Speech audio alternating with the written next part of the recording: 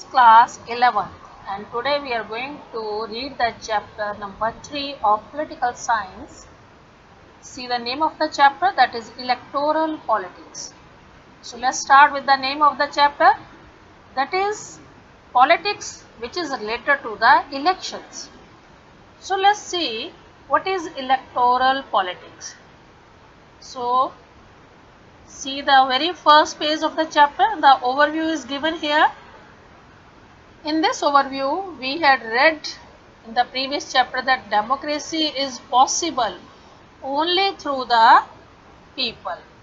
If we are talking about the democratic government, it means the government which is elected by the people. But nowadays, students, the size of the states, that is very enlarged. People are increased nowadays. It's not possible to directly govern the country. Okay. So nowadays there is a other system of representation, that is people choose the representatives. Those elected representatives, they govern the country on the behalf of the people. So we are going to study about these type of election, democratic election, the process of the election, either the elections are true, fair, unfair. So we will read all this topic here in the chapter. So let's start. शुरू करते हैं हम. I'll explain the things in Hindi also for your convenience. So the very first topic is why election. आखिर हमें election की ज़रूरत है. जैसे कि मैंने आपको अभी पहले बताया कि size of the countries has been increased, population has increased. So it's not possible that all people should gather at one place and they should decide who will govern for them. So there is a system of election. Through the election they choose the representatives. Okay, those elected representatives they work on the behalf of the people. वो लोगों के behalf पे काम करते हैं. जो उनकी demands हैं उसके according वो law बनाते हैं. उन demands को पूरा करने के लिए वो गवर्नमेंट में ऐसी law policies बनाते हैं ताकि लोगों की welfare हो सके. तो यहाँ पे चैप्टर के स्टार्टिंग में आपके पास एक एग्जांपल है असेंबली इलेक्शन इन हरियाणा. तो आपको एक पिक्चर दिखाते हैं स्टूडेंट्स के. हरियाणा में मिडनाइट का टाइम है. तो वहाँ पे पिछले 5 घंटे से एक चौक में एक क्राउड बैठी हुई है, लोगों का एक इकट्ठ बैठा हुआ है. वो अपने लीडर की वेट कर रहे हैं. तो इमेजिन करो 5 घंटे से वो अपने लीडर की वेट कर रहे हैं. ऐसा कौन सा टाइम पीरियड चल रहा है, कौन सा इम्पोर्टेंट जो इशू है उस टाइम का, वो इलेक्शंस का इशू है. क्योंकि उन दिनों में इलेक्शंस के ड्यूरिंग जो लीडर्स हैं they use to move from one place to another place to address the people. उनके साथ मीटिंग करती हैं, उनके साथ एक वो उनको स्पीच देती हैं ताकि उनके टच में आके उनको अपने कॉन्फिडेंस में ले सकें. तो ये टाइम पीरियड है हरियाणा का, जहाँ पे मिस्टर देवीलाल जो उनके लीडर हैं, जो लेटर ऑन वहाँ के सीएम भी बने थे. तो जो हरियाणा संघर्ष समिति है उसके अभी वो चीफ है. अभी वो लीडर नहीं बने हैं, सीएम नहीं बने हैं. इलेक्शन के से पहले का टाइम पीरियड है. हरियाणा संघर्ष समिति, ये है नेम उस पार्टी का, उस ग्रुप का जिसके वो लीडर है mister Devilal. Student listen the chapter very carefully. ये 1 मार्क क्वेश्चंस हैं जो लेटर ऑन आपको फाइंड करने बहुत मुश्किल हो जाएंगी. बट अगर आपने लेक्चर को बहुत ध्यान से सुना है then definitely you will be able to give the answer in the exam. So देखते हैं कितने बच्चे इसका आंसर देते हैं कमेंट बॉक्स में. Who was Mr. Devilal? Okay, Haryana की संघर्ष समिति के वो चीफ थे और लेटर ऑन वो हरियाणा के सीएम चीफ मिनिस्टर बने. तो वो एड्रेस करते जा रहे हैं मीटिंग को. करनाल में मीटिंग है, थर्सडे नाइट है. 76 ईयर्स की उनकी एज है. देखो इतनी एज में पर्सन कितना बिजी है. His day starts at 8 AM and ends after 11 PM. मतलब इतनी देर तक वो मेहनत करते हैं during the elections. Why they used to do so? अब आप खुद अंदाज़ा लगा सकते हो, अगर लीडर्स अपने वोटर्स को नहीं मिलेंगे, उनको इम्प्रेस नहीं करेंगे, उनके साथ बातचीत करके उनको अपने कॉन्फिडेंस में नहीं लेंगे, तो it is impossible to win the election. So बहुत सारे ट्रिक्स हैं कि इलेक्शन कैसे होती हैं, इनमें कौन कौन से प्रोसेस हैं. So we are going to read this in detail. तो आगे चलते हैं अपने चैप्टर में. हरियाणा की बात कर रहे थे. तो न्यूज़पेपर में 1987 का न्यूज़पेपर है, उसमें रिपोर्ट्स हैं कि हरियाणा में जो कांग्रेस पार्टी है वो हार चुकी है. अब उसके बाद जो पार्टी है वो रूल कर रही है। The state had been ruled by a Congress party led the government since 1982। Chaudhary Devilal जो एक वहाँ के अपोजिशन लीडर थे, अब उन्होंने एक नया युद्ध मतलब स्ट्रगल फॉर जस्टिस, न्याय युद्ध जो शुरू किया था उन्होंने पार्टी के लिए। तो उन्होंने अपनी एक अलग से पार्टी बनाई, इसका नाम रखा था लोक दल। पार्टी का नाम क्या था? लोक दल। अब उसकी पार्टी ने अपोजिशन ज्वाइन कर ली और वोट्स में उनको काफ़ी वोट मिले। यू कैन सी हियर जब उनकी इलेक्शन के रिजल्ट आए, once the election results were announce the sitting CM minister resigned, जो पहले थे मिनिस्टर उन्होंने रिजाइन कर दिया। न्यूली इलेक्टेड जो मेंबर है लेजिस्लेटिव असेंबली की, क्योंकि स्टेट की असेंबली है, स्टेट के असेंबली इलेक्शंस है, तो उनके जो मेंबर्स होते हैं MLA, member of legislative assembly. तो पार्टी का नेम है लोकदल, हरियाणा स्टेट है, वहाँ पे उन्होंने किसको चूज किया? देवीलाल को एज अ लीडर। अब देवीलाल वहाँ से इलेक्शन जीत गए।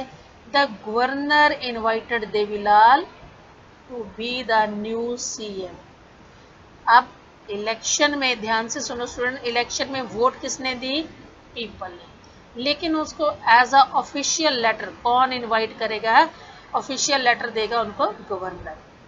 ठीक है, तो यही प्रोसेस होता है हमारी लोकसभा इलेक्शन में। अगर जो प्राइम मिनिस्टर है, जो कैंडिडेट है जिसने इलेक्शंस में वोट जीत लिए, उसको मेजॉरिटी मिल गई, उसने डायरेक्टली वो वोट जीत लिए, बट उसको ऑफिशियल लेटर कौन देगा? President. Same in states, the governor invited the Devilal to be the new CM. तो ये भी आपका एक 1 मार्क क्वेश्चन है, बहुत इंपॉर्टेंट क्वेश्चन है कि सीएम को ऑफिशियल इनवाइट कौन करता है? गवर्नर। तो उसके बाद 3 days after the election results were declare, election के 3 दिन बाद जो काउंटिंग होगी उसके बाद इलेक्शन रिजल्ट डिक्लेयर हो गए, तो नया सीएम बन गए मिस्टर देवीलाल। तो अब देखते हैं कि सारे इलेक्शन में प्रोसेस ये कैसे हुआ। इलेक्शन कैंपेन से लोगों को मिलने से लेके रैलीज तक, और उसके बाद इलेक्शन, वोटिंग, फिर रिजल्ट आना, ये सब प्रोसेस कैसे होता है और इसको कौन कंडक्ट करता है, और इन बिटवीन कौन कौन से गुड और बैड इसके पॉइंट्स हमारे सामने आते हैं, merits and demerits of the election. So let's have the chapter in detail. First of all हम ये देखेंगे हमें इलेक्शन क्यों चाहिए, आखिर इलेक्शन की जरूरत क्या है। So elections can lead to the changes in the policy of the government. अगर इलेक्शंस हो रही हैं, इलेक्शन क्या है? एक मैकेनिज्म है, एक मेथड है। During this method the people can choose the leaders as well as they can change the leader. वो अपने नए लीडर चूज भी कर सकते हैं और जो पुराने हैं उसको चेंज भी कर सकते हैं। तो कई बार लोग बहुत अनहैप्पी होते हैं अपनी रूलिंग पार्टी से, तो नेक्स्ट इलेक्शन में उनको वोट नहीं देते हैं, hence they can change the leader. The party that wins the election that forms the government. This is very very important. See here at the cursor, the party that wins the election forms the government. जो party election जीत जाती है, majority of the votes मिल जाते हैं, वो क्या बना लेती है? गवर्नमेंट बना लेती है।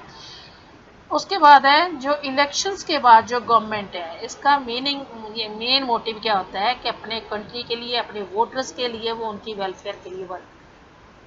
तो ऑब्वियसली जो इलेक्शंस है ये बहुत कॉस्टली प्रोसेस है। कितना कॉस्टली है? we will discuss it also. Now move to the next page. Open the next page students.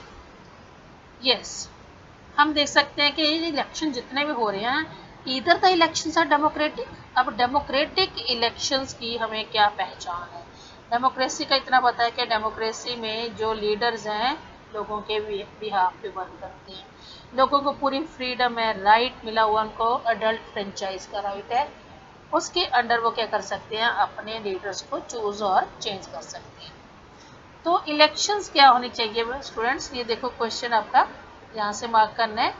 What is election? It is a mechanism. Here see the cursor, this is a mechanism by which people can choose the representative at regular intervals, means at a fixed time period. For example, in India we are having the time period of 5 years, means after every 5 years it is compulsory to hold the elections. अब लोगों ने election में अपने जो leaders हैं उनको choose भी करना है एंड चेंज भी करना है। See here I have highlighted the thing here, अब वो जैसा करना चाहे, उनको चेंज करना है, पुरानों को, नयों को चूज करना है, तो ये this mechanism is known as election. So this is your 1 mark question. What do you mean by election? Students, repeatedly I am telling you, listen the chapter very carefully, watch the video till the end. और अगर आपको लगता है कि ये video अपने बार बार देखनी है तो प्लीज़ इसको सब्सक्राइब करके अपने लिस्ट में सेव करके जरूर रखना. Click the save button also, ताकि लेटर ऑन जब आपको लगे कि चैप्टर को दोबारा से सुनना है, आपको सर्च नहीं करनी पड़ेगी. You just open the save list and you can click the chapter again and have the benefit. So let's move forward.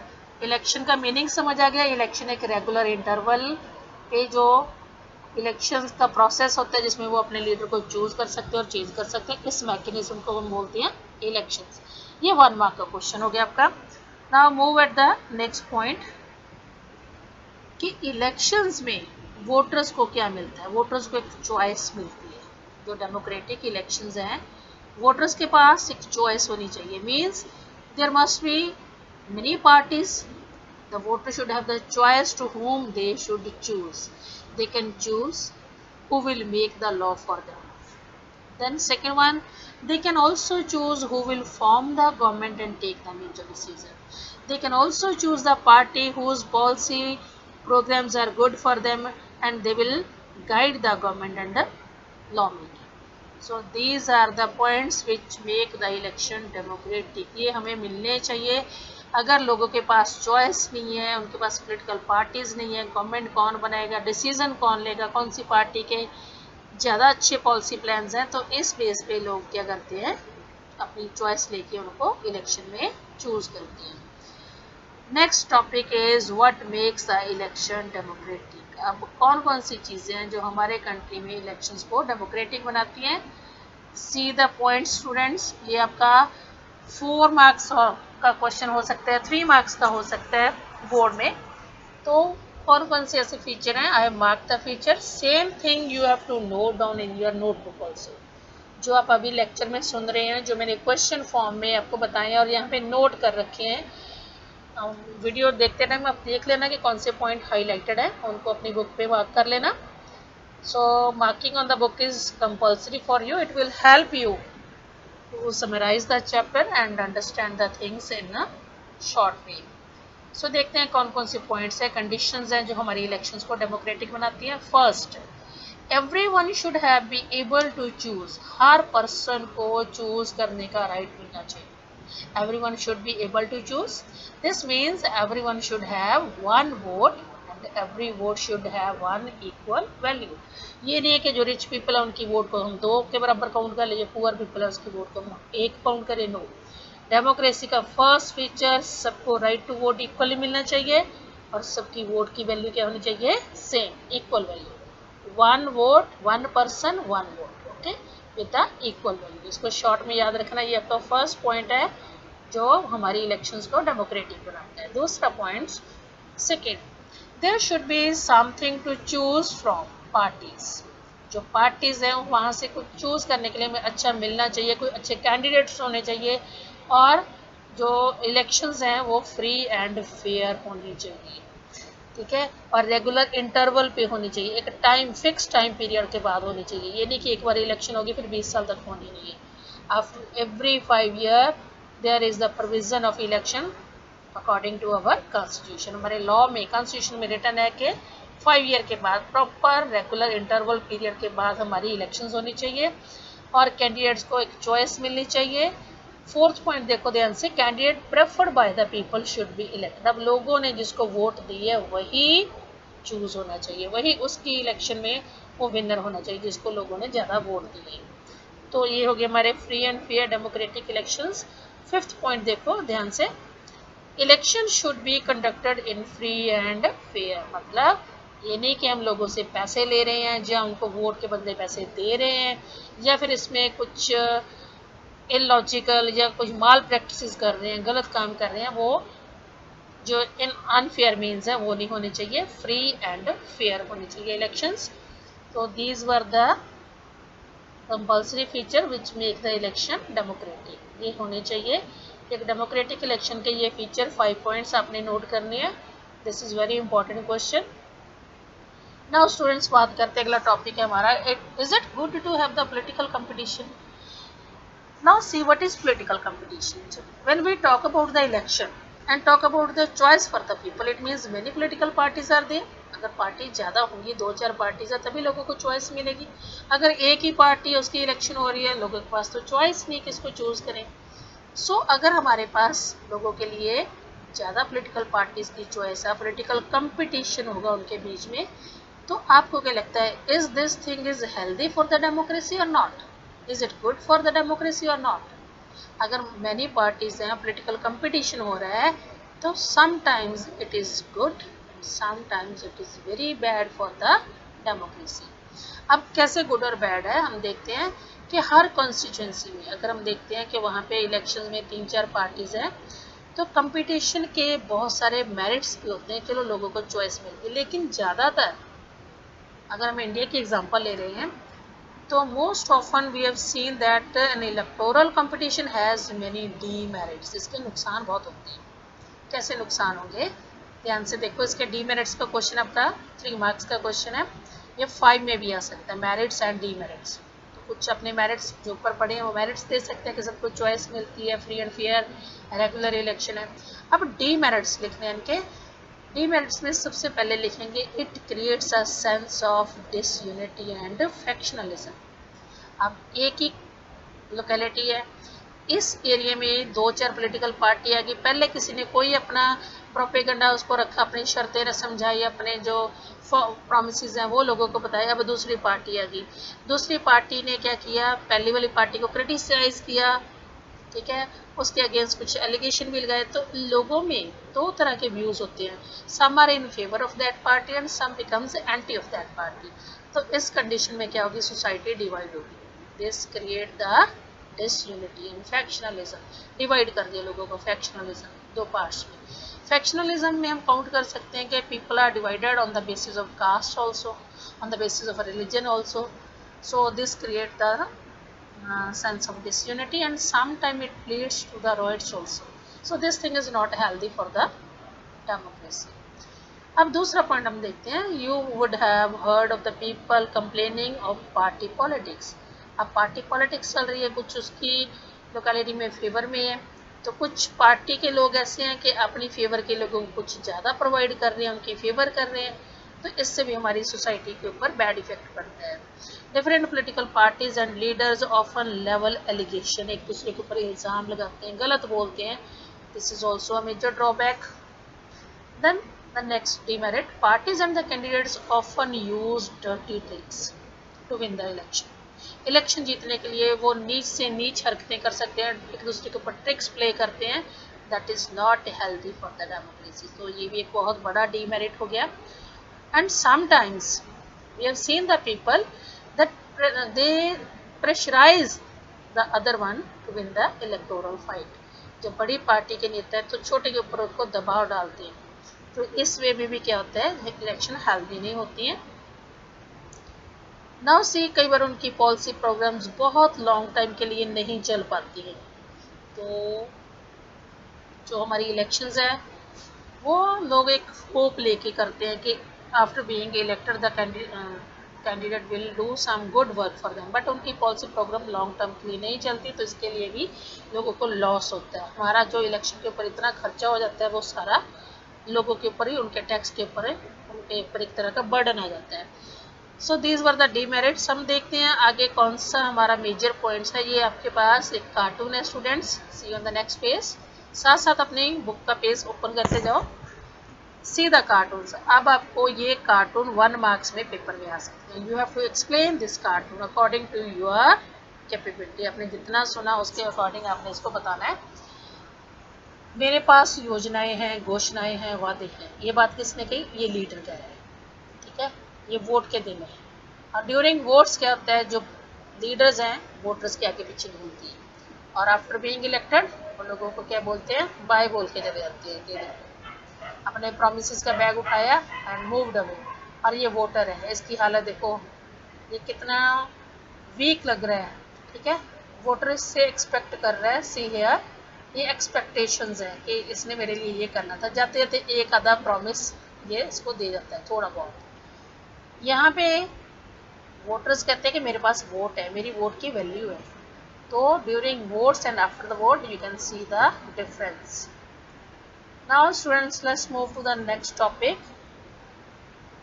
What is our system of election. अब हमारे पास डेमोक्रेसी में इलेक्शंस होते हैं, तो सारी डेमोक्रेसी में सेम सिस्टम नहीं है, डिफरेंट उनके सिस्टम है। Let's talk what is the electoral system in India. हमारी इलेक्शन कैसे होती है, हमारा सिस्टम क्या है।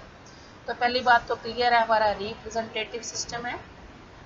हम लोग अपने रिप्रेजेंटेटिव चूज करते हैं। तो इंडिया में हमारे पास जो इलेक्शन है वो 3 लेवल्स पे होती है स्टूडेंट्स। एक तो होगी पूरे ओवरऑल इंडिया की election, that is Lok Sabha election. अगर हम सिर्फ किसी एक स्टेट की इलेक्शंस करवाते हैं, असेंबली इलेक्शन बोलते हैं उसको, तो जो लोकसभा इलेक्शन है, ठीक है, लोकसभा इलेक्शन के जो भी कैंडिडेट्स हैं इलेक्टेड वन, वो क्या हो जाएंगे, सारी पार्लियामेंट के मेंबर हैं, तो वो हो जाएंगे एमपीज, मेंबर ऑफ पार्लियामेंट, जो हमारी असेंबली इलेक्शंस में है, ठीक है। तो वो मेंबर्स को हम क्या बोलते हैं, MLA, member of legislative assembly. और इनकी रेगुलर वोट्स होती हैं, after every 5 year they are having the regular votes, ठीक है। तो नेक्स्ट 5 ईयर के बाद may be the previous party can win the elections again and it may also lose the election, okay.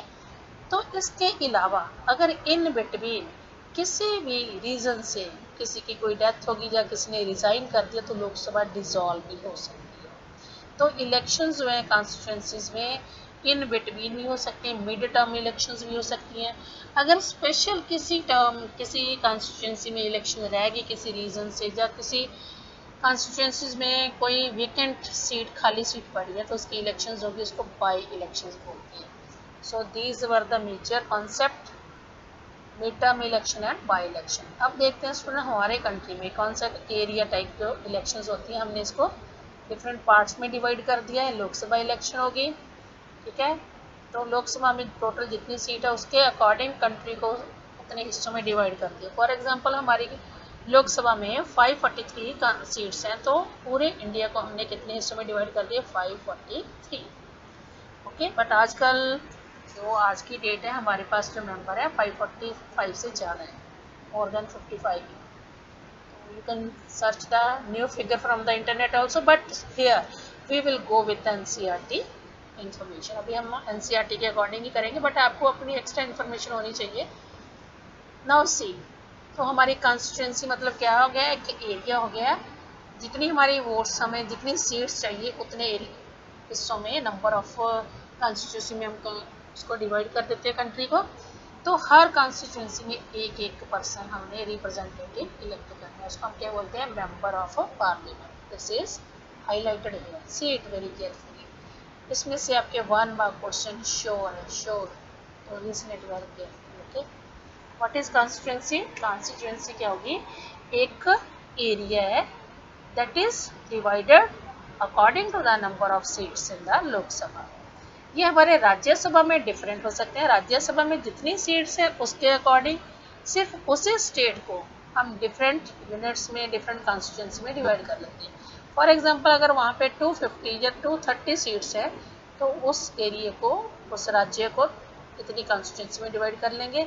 तो इनकी election को बोलते हैं असेंबली इलेक्शन। जो इनके मेंबर्स होंगे they will be called as a member of legislative assembly, और इसकी शॉर्ट फॉर्म है एमएलए, ओके स्टूडेंट। तो ये एमएलए की फुल फॉर्म क्या है, तो I will check how many were alert during my lecture, how I will check, you just need to put the meaning of MLA in the comment box, okay.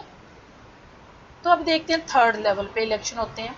अगर हमारे local election हो रहे हैं हमारे cities में या हमारे villages में, पंचायत लेवल इलेक्शन या म्यूनसिपल इलेक्शंस हो रहे हैं, इसमें हर विलेज और टाउन को उनके several different number of wards में हम उनको डिवाइड कर देते हैं। बड़े लेवल पे हम इनको कॉन्स्टिट्यूंसी बोलते हैं, लेकिन हम थर्ड लेवल लोकल जो हमारी इलेक्शंस है उसमें इसको वार्ड का नाम देते हैं।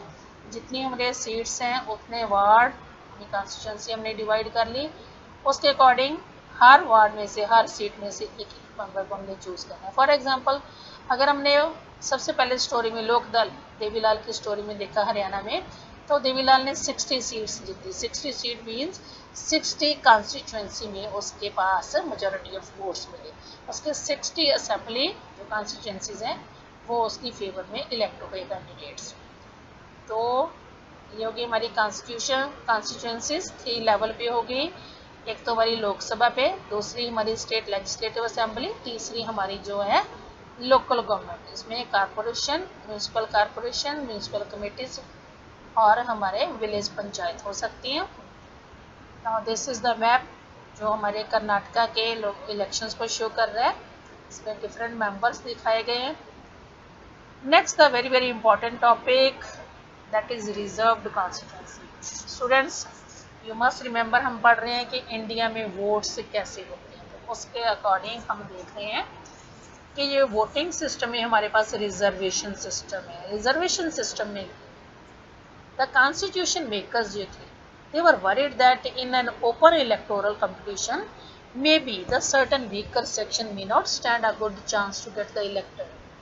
ओके, तो उनको नहीं लगता था कि लोकसभा राज्यसभा में ये हमारे जो वीकर सेक्शन है, जैसे शेड्यूल कास्ट है, शेड्यूल ट्राइब्स हैं, पुअर पीपल हैं, तो उनको अपलिफ्ट करने के लिए, उनको सिक्योर करने के लिए हमारे कॉन्स्टिट्यूशन मेकर्स ने एक प्रोविज़न रखी कॉन्स्टिट्यूशन में। उसके अकॉर्डिंग ये पुअर पीपल क्या कर सकते हैं, इनके लिए सीट्स रिजर्व होंगी, रिजर्व्ड कॉन्स्टिट्यूंसीज होंगी। So the maker of the constitution they thought of several special system. Special system क्या था, रिजर्व्ड कॉन्स्टिट्यूंसी का स्पेशल सिस्टम था। It is just for the weaker section who are considered as weaker, schedule caste SC, schedule tribe जो tribal people हैं, जो village या cut off far off area में रहते हैं। तो इन सब लोगों की सिक्योरिटी के लिए कॉन्स्टिट्यूशन ने कुछ इलेक्शन में सीट्स को रिजर्व रख दी इन लोगों के लिए। अब देखते हैं कि कितनी सीट किसके लिए हैं। In the Lok Sabha election, for the Lok Sabha 84 seats are reserve for schedule caste. Okay, you have to listen the figure very carefully, it's very very important question. Students, I will provide you assignment also. Okay, after the lecture you will be asked to solve the assignment. In the Lok Sabha how many seats are reserved? 84 seats for scheduled caste and 47 seats that is reserved for the scheduled tribes जो ST हैं उनके लिए कितनी seats हैं, 47 seats. और ये data कब का है, 26 जनवरी 2019। ऐसे प्रोपोर्शन में हम लोग उनको उनके टोटल पॉपुलेशन के अकॉर्डिंग ये सारी सीट्स प्रोवाइड करते हैं। So this is the reservation system to uplift the poor people, to secure the poor people. The reservation policy is followed according to our constitution. अब देखते हैं हमारे कंट्री में वोट कौन कर सकता है। क्या हर कोई वोट कर सकता है? No, not all people, just the citizens. जो सिटीजन्स हैं जिनको राइट टू वोट मिला हुआ, those who are allowed to take participation in the decision making of government, and the eligible persons are known as the citizens. कौन से citizen है, एक fixed age है हमारी, all citizen having the age of 18 years or above the 18 years, they are eligible to cast the vote in the election. See the words I have marked here. Who are eligible to cast the vote? The citizen, all the citizen. Here you will not use the word people. यहाँ पे कौन सा word use करना है, all the citizens having the age of 18 years or above 18 years, they are eligible to cast the vote. अब इनकी vote, इसको हम क्या बोलते हैं, राइट टू वोट। हमारे कॉन्स्टिट्यूशन में सबको 1 वोट 1 वैल्यू, इक्वल वैल्यू से इक्वल वोट दिए गए हैं। यहाँ पे कोई डिस्क्रिमिनेशन नहीं है, without any discrimination of caste, religion, gender, means male, female, people from all religions, they can considered equal citizen. तो कोई ऐसा एक केस है जिसमें हम वोट नहीं देना अलाउड करते, वो कौन से हैं, क्रिमिनल्स, जो बहुत ज़्यादा बड़े लेवल पे क्रिमिनल्स हैं, जो पर्सन है जो अनसाउंड माइंड है, जिनका मेंटल लेवल स्टेबल नहीं है, उनको हम ये राइट टू वोट नहीं देते, ये एक्सेप्शनल है। तो आपको ये कंडीशंस पता होने चाहिए। Now students see the map.